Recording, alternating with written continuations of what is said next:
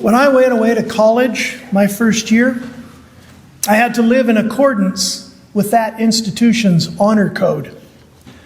I had signed papers when I accepted the university's offer that declared my intention to live in accordance with this code. The honor code stipulated that I would not smoke or drink neither alcohol nor coffee and tea. It stipulated that I would not engage in premarital sex, nor would I use foul language, grow a beard, wear shorts to class, or go sockless on campus. All these things prohibited for single men attending this private religious university. In the past, I have applied for teaching positions at private religious schools. I intended to teach literature and composition, not religion, and yet these schools wanted me to sign on to their institution's beliefs. I disagreed with some of those beliefs, and so I could not sign the application in good faith, and of course, I got passed over for those jobs. Now, to my mind, and this is just me, a measure of cowardice exists in honor codes and confessions of faith. That's how I see it. And educational institutions that establish themselves for the purpose of propagating particular beliefs feel to me like institutions that fear challenges to their beliefs. Why else prohibit people who disagree with you? These places don't want to learn, for learning dictates that new things be discovered. Learning, after all, is the discovery of new things. No, they want instead to protect, guard, and promote what they already believe. They are in the business of forming true believers. Therefore, learning is not their primary focus. This is why I love the United Church of Christ. It feels obvious to me now that I was never meant to be part of such a controlling, paternalistic institution as the faith tradition of my childhood. Growing up in that tradition achieved the opposite of what it intended. It stifled my mind and spirit, discouraged me from wanting to explore where my heart sought to venture. And when I chose literature as my subject for study at university, I did it for the express purpose of wanting to learn to think for myself. I didn't want some organization to tell me what a text like the Bible meant when I could figure it out myself. As a young man, believe it or not, this was far more important to me, more critical, in fact, than what kind of job I might get someday and what kind of salary I might expect to earn later. This is just an example of how my past shapes my present. The UCC's process for vetting clergy is thorough. Before being authorized for ministry, I needed a 3-year master's degree from seminary, which means I needed a 4-year bachelor's degree from another school first. So 7 years of formal education. I needed to undergo psychological evaluations and background checks. Needed to get clinical pastoral education credits by working in hospitals and senior homes as a chaplain. Needed to intern under more experienced pastors in congregational and other settings. And in the end, I needed to write a lengthy ordination paper explaining in 3 parts my theological understanding of Christianity, my theological understanding of the UCC's covenantal approach to church, and my own understanding of my own sense of calling. Most churches in this area, they do not require their ministers to undergo such rigorous vetting. And many other churches require their clergy to make or sign statements of faith that conform to the church's beliefs. Everyone needs to be on the same page. Everyone needs to toe the same orthodox line. The UCC does not do this. It simply requires a clergy person to demonstrate that they know how to reason and think theologically. That is the test, in a sense, not whether you march in lockstep with the institution's stated beliefs. Such an approach, I think would be obvious, suits me better. For me, this is almost surely the only church I can ever serve as a pastor, for it never tells me what to believe, what to think, or what to tell all of you to believe and think. I'm an adult. You all are adults. We don't need folks to treat us like children. I hope in my own approach to give all of you more options and more possibilities, not fewer. The great ancient Christian tradition is complex and astoundingly diverse, and anyone who says otherwise, sadly, is lying. There is room inside the great dining hall for all to dine, so long as we know how to act with care and kindness and compassion and hospitality. If I am a born nonconformist, as my seminary advisor insisted, and he may be right, then I, more than most people, will understand and urge the importance of being able to believe what I do and to speak openly about it. I have always abandoned institutions that sought to control how I thought about things. They have the right to believe what they do, and they have the right to build organizations based upon the perpetuation of those beliefs. And I possess the right always to leave such organizations and strike out on my own, or never to have anything to do with these organizations in the first place. It is my job to urge Christian action in the world.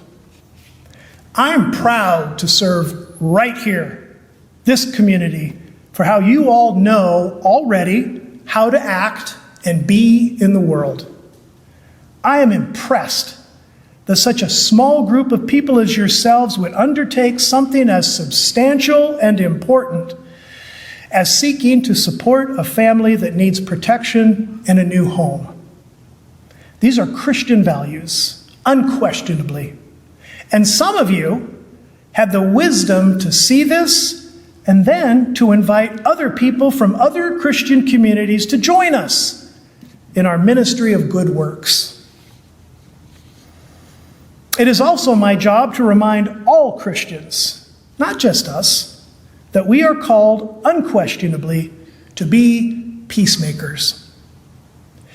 Peacemakers, Jesus declares in Matthew's Sermon on the Mount, are blessed and will be called children of God.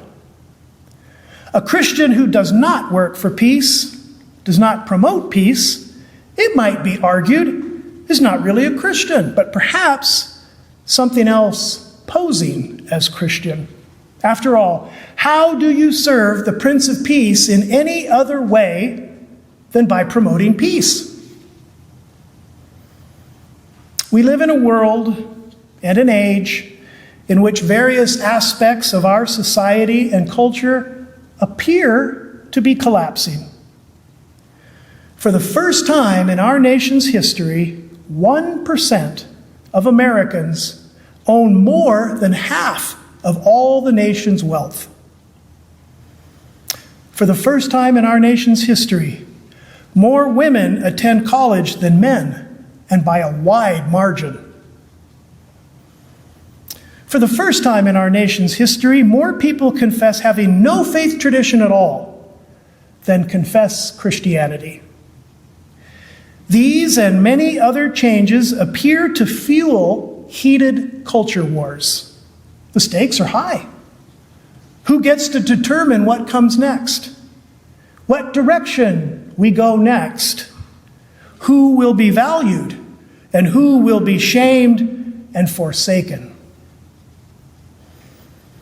It's not my job to analyze the zeitgeist that spawns such bitter antagonisms unless I do so from theological perspectives.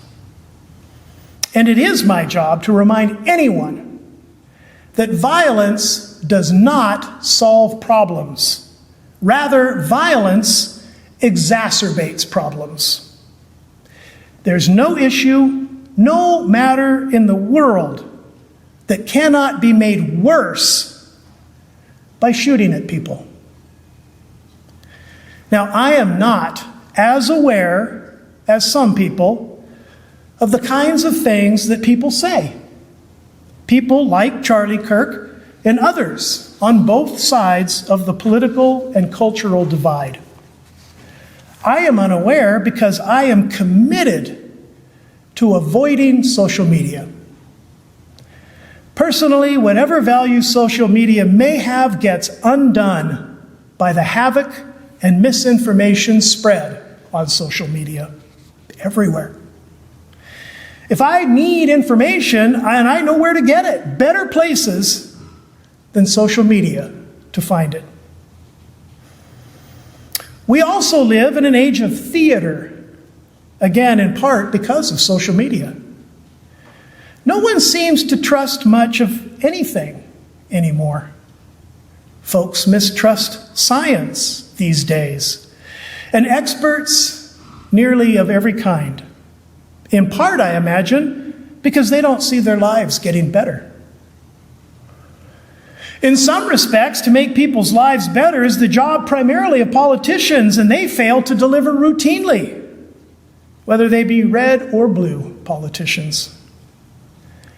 It feels sometimes to me like a game played by the powerful for the powerful, with billions and billions of dollars involved.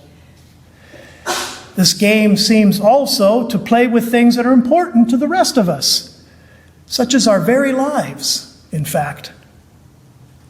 The current administration remains terribly unpopular, and so is the opposition party. People do not like the system we have. They recognize that it barely works. Frustrations run high. Here's an example of what I mean by theater, when what most Americans want is real action. Now, in the very first reports that I heard of last week's assassination, it was framed in such a way that apparently someone in the crowd had just asked for more information on transgendered mass shootings. I wasn't aware that such a thing existed, so I looked it up. According to a recent report published by the United States Secret Service, 2% of all mass shootings are committed by transgendered individuals. 2%.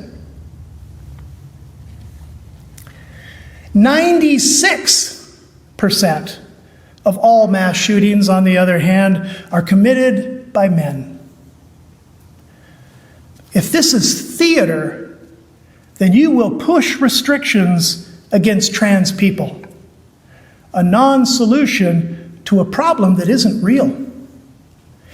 If, however, this is about fixing a grave problem in our society, a very real problem, then you will talk about the role of guns and men, or masculinity in America. For the crux of the problem certainly involves these two things. Again, as people clamor to promote their views, even terrible views that scapegoat the wrong people and espouse returns to mythical golden ages that never actually existed, we cannot succumb to temptations to violence. Certainly not if we're Christians, and not if we hope to be wise. In today's gospel passage, Pharisees and scribes criticize Jesus for welcoming tax collectors and sinners. We also get criticized all the time, the UCC, for the kinds of folks we are happy to welcome. It happened to me most recently last Saturday at our fundraising event.